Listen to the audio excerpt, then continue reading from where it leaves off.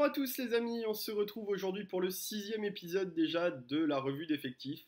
Et après le Stade français, on se retrouve aujourd'hui pour aborder le Stade Rochelais. Le Stade Rochelais qui n'a pas été très actif durant ce mercato, seulement 3 arrivées, alors qu'il y a quand même 9 départs. Au niveau des arrivées, donc Reda Vardy qui s'en va du côté de Béziers, qui arrive, pardon, qui vient de Béziers. Facundo Bosch qui arrive d'Agen, le talonneur. Brock James qui arrive de l'UBB, qui fait son retour à La Rochelle. Je pense qu'il sera plus là quand même pour coacher que pour jouer, mais c'est toujours un bon joueur qui peut servir si besoin. Au niveau des départs, Bouganmi s'en va du côté de Pau, Ikeiro Ford s'en va renforcer Aix en Pro D2. William Demotte s'en va du côté de Grenoble, Faifili Levavé s'en va en tant que Joker Coupe du Monde à Clermont, Ryan Lamb, à 33 ans, l'ouvreur prend sa retraite, Paul Jordan n'est pas conservé, Steve Barry s'en va du côté de Biarritz et Romaric Camou, l'arrière du Stade Rochelais, est prêté à Nevers. Ce qui va nous donner une équipe assez sympa quand même pour La Rochelle, hein, qui a fait une très belle saison dernière.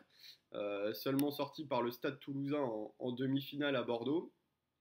Donc un bel effectif, on retrouve en première ligne Arthur Joly, Pouafissi, Vincent Pello toujours là, Winnie Antonio, Mike Corbel, Danny Priso.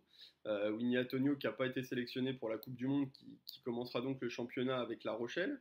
Au niveau des talonneurs, on aura du monde quand même, avec Jean-Charles Orioli, Facundo Bosch qui vient d'arriver, sans oublier Pierre Bourgarit qui a seulement 21 ans. En deuxième ligne, on retrouvera Johnny Kovu, Romain Sazi, Thomas Jolmes, Mathieu Tanguy, plus quelques espoirs qui feront certainement leurs apparitions en cours de saison. En troisième ligne, Victor Vito, toujours là, le néo-zélandais, 32 ans. Kevin Gourdon, Lopetit Timani, Zeno Kift, Rémi Bourdeau, qui était arrivé la saison passée de Béziers. Wian Liebenberg, qui a fait une très belle saison. Greg Aldrit et Paul Boudéan, qui seront en troisième ligne. Au niveau de la mêlée, on aura Alexis Balès et Tawera Kerbarlo qui se partageront le poste. Maintenant, des petits jeunes peuvent aussi venir les concurrencer. Jean-Victor Gouaillot, par exemple, ou Thomas Bergeon, qui ont fait quelques matchs la saison passée. À l'ouverture, on retrouvera donc Brock James, Iaya West et Maxime Lafage. Au centre, toujours du beau monde avec Pierre Aguillon, Lévani Botia, Geoffrey Doumerou, Jérémy Saint-Zel ou encore Brieux Plessis-Pouillot. À l'aile, on retrouvera Marc Andreu qui était arrivé la saison passée du Racing, Gabriel Lacroix, Elliot Roudil, Arthur Retière, Pierre Boudéan ou encore Ray Lévou. Hop. Et à l'arrière, on aura toujours Mouri Mourivalou et Vincent Ratez qui peut également jouer à l'aile. Ce qui nous donne un bon 15 type quand même que j'ai essayé de définir.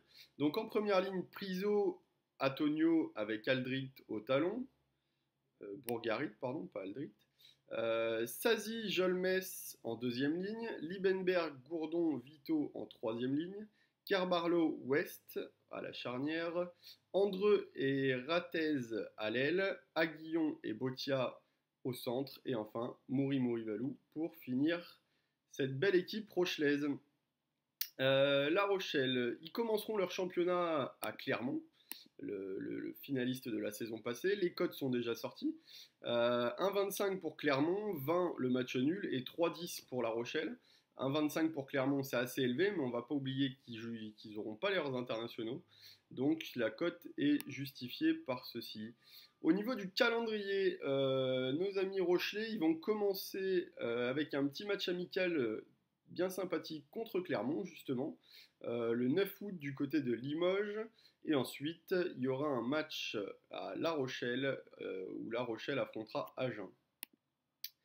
Et ensuite, pour commencer le championnat, donc je l'ai dit, ça sera Clermont. Ils recevront ensuite le Stade français avant d'aller à Montpellier et de recevoir Toulouse. Au niveau du derby, donc ça sera le 21 décembre pour commencer à Bordeaux. On finira l'année par un La Rochelle-Agen le 28 décembre avant de reprendre par Pau-La Rochelle le 4 janvier. Le match retour du derby contre Bordeaux sera le 21 mars. On notera le dernier match de la saison qui sera donc La Rochelle-Clermont le 6 juin. Et avant ça, ils auront deux déplacements très compliqués, les Rochelais, à Toulouse et à Castres. Ça sera très compliqué de s'imposer sur ces deux pelouses. Donc attention parce que le top 6 risque de se jouer sur ces dernières journées. Et donc ça peut vraiment avoir son importance. La Rochelle, cette saison, ça va être la Champions Cup pour les Rochelais qui ont fini 5e la saison passée. Ils ont hérité d'un groupe assez compliqué quand même, jouable, c'est pas impossible, mais ça sera quand même très compliqué. Avec Exeter, Glasgow et Sale, voilà, avec Exeter surtout en favori de cette poule pour moi. Donc voilà les amis, pour La Rochelle, on a fait un petit tour. N'hésitez pas à nous dire comme d'habitude en commentaire ce que vous avez pensé de cette vidéo, ce que vous pensez vous de la saison de La Rochelle. La prochaine vidéo, ça sera Castres. On passera Castres en revue, le départ de Christophe Furios à Bordeaux, le changement de staff et puis quelques joueurs qui ont bougé aussi. Avant de terminer, je voulais juste faire un petit point sur le fait que voilà, ces analyses sont les miennes, il n'y a pas de problème, c'est des avis personnels, j'ai pas toujours toutes les bonnes informations, j'essaye de faire avec ce que j'ai. Donc voilà, il y a peut-être des joueurs qui vont arriver ensuite, ou alors peut-être des joueurs que j'ai oubliés. Mais voilà, en tout cas, sachez que je fais avec ce que j'ai comme information. Donc voilà, n'hésitez pas surtout à critiquer positivement ou négativement si ça vous plaît pas. Mais voilà, c'était juste un petit point que je voulais faire avec vous. Les amis, on se retrouve demain pour le Castres Olympique. En attendant, je vous souhaite une très bonne fin de journée et puis on se dit à demain. Ciao ciao.